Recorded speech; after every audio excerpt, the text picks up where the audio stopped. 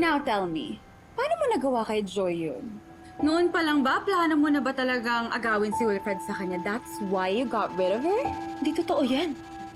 Ronnie, bakit bang hilig-hilig mo mag-imbento? Bakit? Para siraan ako sa asawa ko? May ebidensya ka na ba sa lahat ng mga sinasabi mo tungkol sa akin? Wow. Ang galing mo rin eh, no? Ang galing mo magtago. I guess, dun mo nagamit yung perang nakuha mo sa ex-husband. Am I right? Now, here you are. The current lovely wife of Wilfred. You know, the one that he adores and loves so much. Pero ano kaya mangyayari kapag nalaman niya kung ano yung totoo? Na ang babaeng pinakamamahal niya at kasiping na ngayon.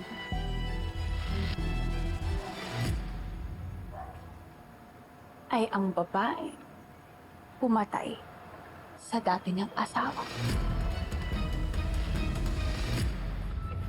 Nasaan sila? Nasaan sila, Lorena? Nasa baba po, sir, sa may labas. You know what, to be fair, you don't look like a murderer. Kaya siguro hindi ka pa rin mahanap-hanap ng mga friends.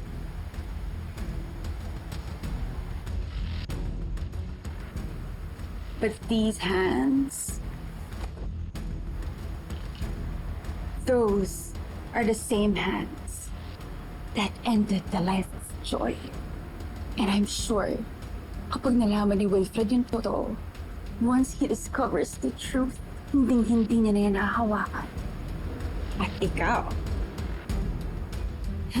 ikaw ang susunod mo na mga hawakan ay rehas ng kulungan. Because that's where you belong, Lorena Herrera, aka Carolina Astor. Okay.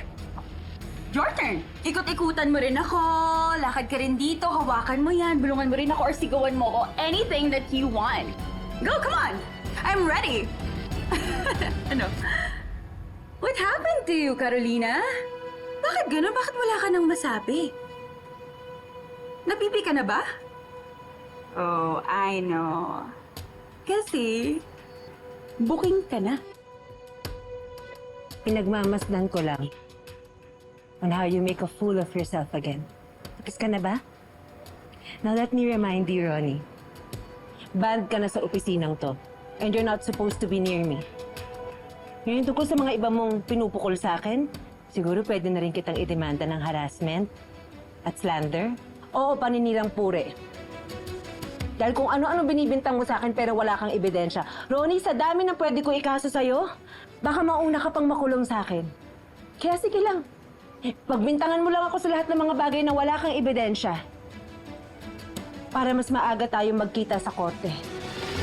At tuluyan ka na talagang makulong sa mga ginagawa mo sa amin.